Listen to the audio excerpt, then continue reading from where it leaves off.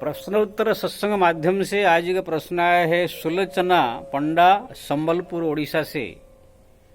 उनका प्रश्न है कि एक भगवान का भक्त या संत, साधु जिसको कहते हैं, सन्यासी साधु, और एक नेता यानी प्रधानमंत्री मुख्यमंत्री, दोनों में श्रेष्ठ कौन है और अंतर दोनों में क्या है? बहुत सुंदर प्रश्न है जी। देखिए जी, जो मंत्री होते हैं, नेता होते हैं, ये सब जो है देश चलाने के लिए विभिन्न प्रकार से जो है बवाल उनके मत्था में रहता है। मान लीजिए 10 करोड़ 20 करोड़ जो भी जनसंख्या होगा उनके स्टेट का, देश का, वो सब की जिम्मेदारी उनके जो है दिमाग में रहता है। और कुछ लोग उनके ऊपर प्रसन्न है, कुछ लोग प्रसन्न नहीं है, कुछ लोग गाली भी देते हैं। विभिन्न प्रकार हजार टेंशन मत्था में लेकर के इतना बड़ा जो है देश का चलाने का इतना बड़ा जिम्मेदारी उठा रहे हैं, फिर भी गाली मिल रहा है। थोड़ा सा कहां से गलती हो गया, कुछ नहीं किया, तो पब्लिक और जो है उसको निकाल करके 4-5 साल में फेंक देता है। ये जो है संसार में आए हैं, थोड़ा सा जिंदगी है, यहां पर जो है 50-60 साल या 100 ज्यादा है, इस समय तो 80 साल हो गया, पहले 100 साल रहते थे लोग। 80 साल तक जिंदगी है, उसमें 20 साल तक 25 साल तक खेल कूद पढ़ाई लिखाई में चला जाता है। अब 25 से लेकर के जो है 50 और 30 80 मतलब वही 50 साल 55 साल अपने जीना है।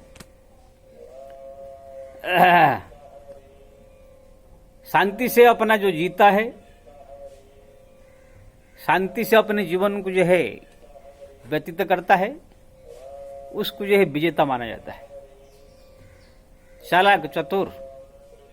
और मरने के बाद भी जो अपना कल्याण कर देता है, यहां पर भी सुख संपन्न शांति से जीता है, मरने के बाद भी जो अपना कल्याण करता है, दोनों जगह उसको चतुर चालाक महान कहा जाता है।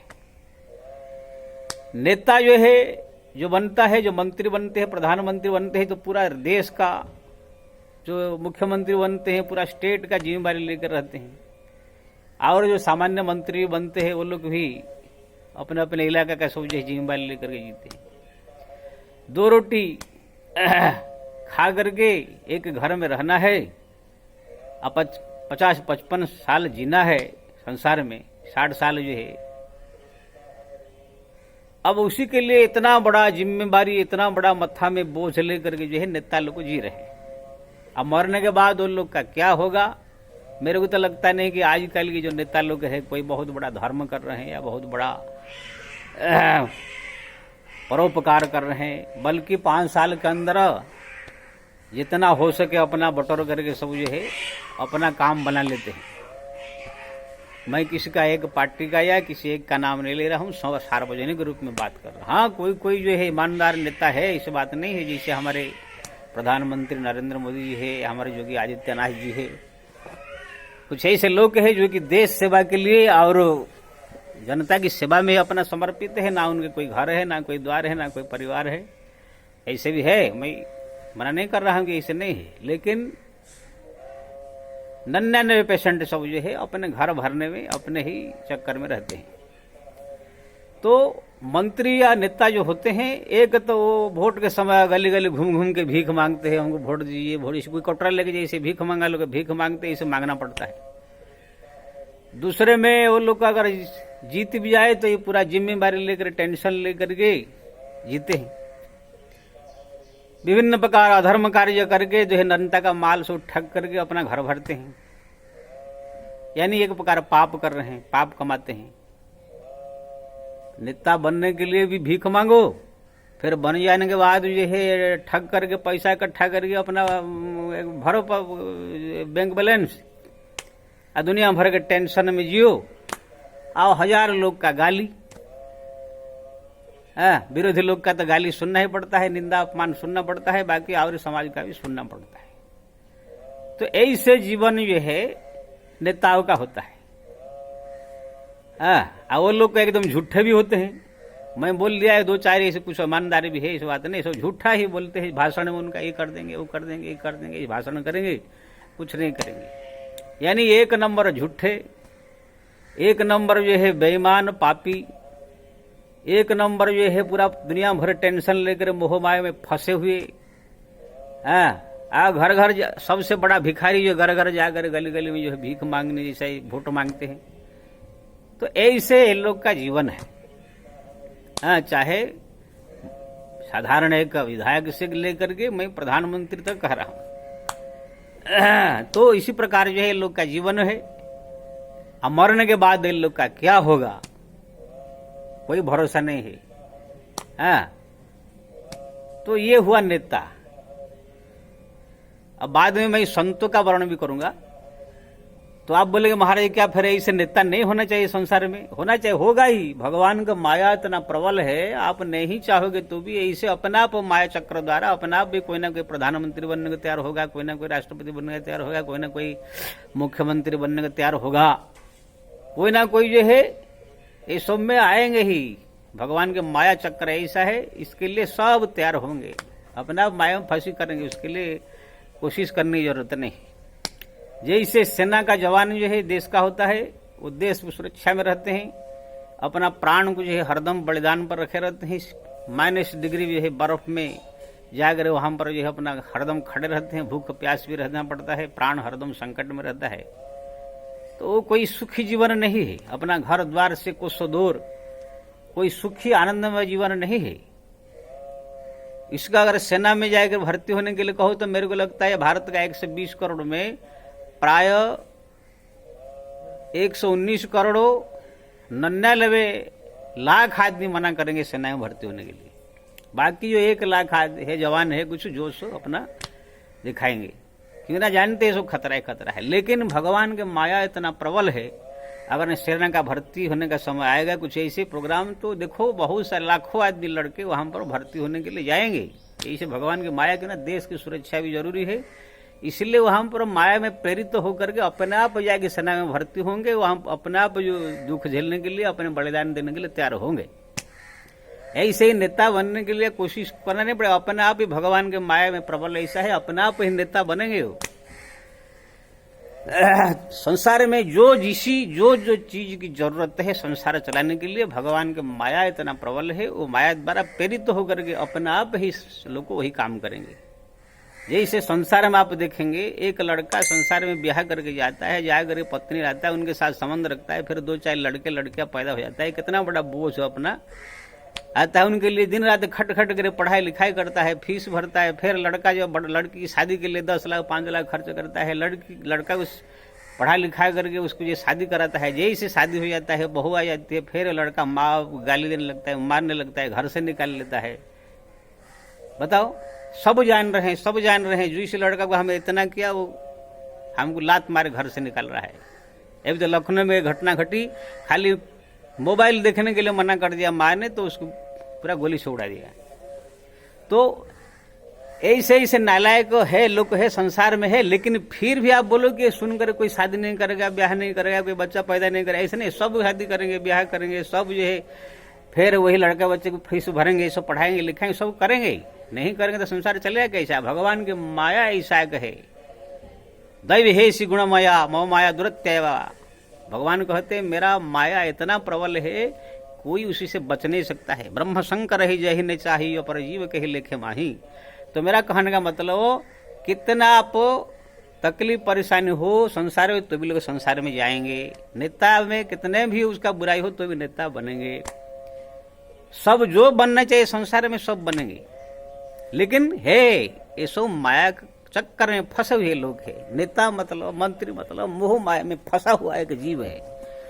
छोटी सी जिंदगी है, 50-60 साल जीना है, 2 रोटी खा करके शांति से अपने घर में छोटी सी कोई नौकरी चाकरी करके रह सकता था। लेकिन इतना बड़ा माथा में बोझ लेकर के, इतना बड़ा बवाल लेकर के, दुनिया का लफड़ा लेकर के, 50 से गाली सुन के तो वो अपना जिम्मेदारी को लेगा ही वो भगवान के माया के प्रभाव से। तो ये नेता अभिनेता जितने फिल्म स्टार जितने सब, वो तो संसार में एकदम बेइज्जती जिसको कहते हैं, बदनाम के रूप में माने जाते हैं। फिल्म में काम करने वाले, इसको नाचने गाने वाले कहा करके सब जो है हमारे शास्त्र में वर्णन किया गया। वो लोग का तो कोई इज्जत नहीं है। कोई आकर कोई फिल्म स्टार है नेता के जाएकर चरण छू के कोई माला नहीं चढ़ा के उतारता, आरती नहीं उतारता है। तो ये सब जो है जितने भी नेता अभिनेता बड़े बड़े मंत्री जो है मोह माया में ग्रसित प्राणी है। ये लोग जो है जब तक ये संसार में रहेंगे इस प्रकार जो है टेंशन में परेशान में रहेंगे, हरदम दुखी रहेंगे और 50 की गाली सुनेंगे और चुनाव के टाइम में भीख मांगेंगे। और अगर थोड़ा सा गलती किया तो उसको जो है जनता ही धक्का मार के निकाल देगा। अब देखिए हमारे कुछ ऐसे ऐसे नेता है जो कि सत्ता पर काबिज थे, अभी उन लोग का सब जगह सब सरकार चला गया लेकिन परेशान है, क्योंकि उनके घर में खाने पीने कोई कमी नहीं है, लेकिन टेंशन परेशान में हरदम रहते हैं। तो ये हुआ, ये संसार माया में ग्रसित प्राणी सब है। मुख्यमंत्री चाहे प्रधानमंत्री हो, चाहे नेता हो, अभिनेता हो, जित कलेक्टर हो, इंजीनियर, जितने सब है मोह माया में ग्रसित प्राणी भ्रमित हो करके अपना जीवन को जो है वो संसार में जो है फंसा करके अपने दुखी होकर के जी रहे हैं। ये कोई बहुत बड़ा चीज नहीं है। लेकिन जहां पर संत की बात है,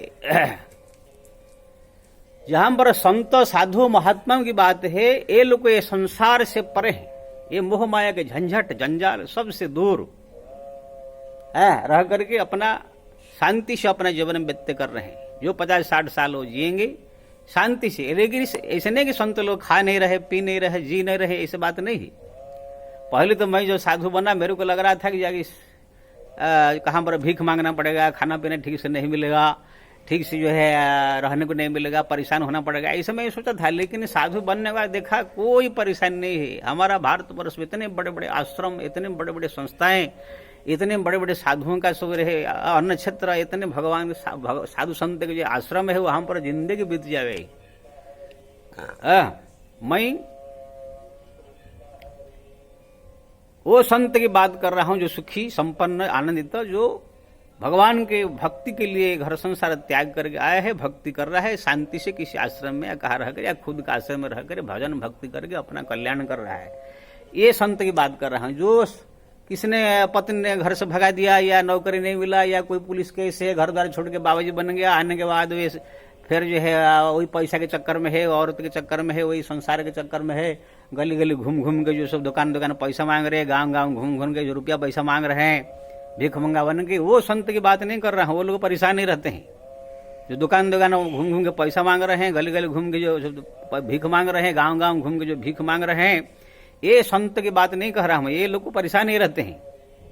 जो जिसको ज्ञान हुआ है, पुराण शास्त्र ग्रंथ पढ़ा, ज्ञान हुआ, अपने घर में सब कुछ है, कोई परेशानी नहीं था, घर द्वार त्याग करके भगवान की प्राप्ति के लिए जो घर संसार त्याग करके ज्ञान हुआ आया है, वो लोग संत किसी भी आश्रम में, हरिद्वार, ऋषिकेश, बद्रीनाथ, कहाँ भी आश्रम में आप देखेंगे, जहां भी उनको सुविधा मिलता है, रह करके भगवान का भजन कर रहे हैं, भक्ति कर रहे हैं, पूजा कर रहे हैं, पाठ कर रहे हैं।